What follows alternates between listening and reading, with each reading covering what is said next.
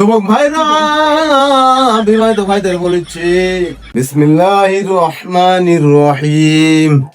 আজকের বিষয় হলো আমি চা খেতে আসছি চুলকানি বাজারে। তো ছেলেবেলে ছেলেবেলে বলছে শীতের জন্য একটা ওয়াজ করাবো। क्या बात है सर, क्या बात है सर। ব্যস্ত লোক তো, টাইম কম। তারপর যাবো হলো কাতুকুতু বাজারে, তখন একটা প্রোগ্রাম আছে। আজকে কমিটি সভাপতি হচ্ছে এই ভাই খগেন মাও, বসে আছে সভাপতি।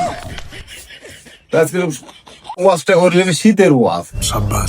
শীতের ওয়াজ আর কি করবো, তাহলে শীতের ওয়াজ করলে দুই ধরনের ওয়াজ করা হবে। একটা করালে হলো যারা বিয়ে করেছে তাদের, আর যারা বিয়ে করেনি তাদের।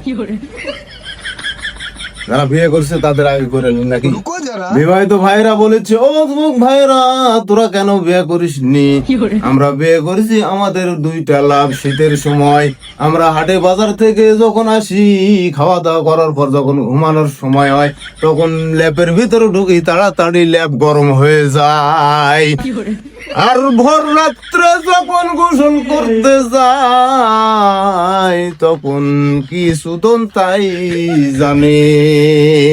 আর যুবক ভাইদের জন্য বলছি, যুবক ভাইরা, বিবাহিত ভাইদের বলেছে, ঠিকই বলেছিস রে ভাই।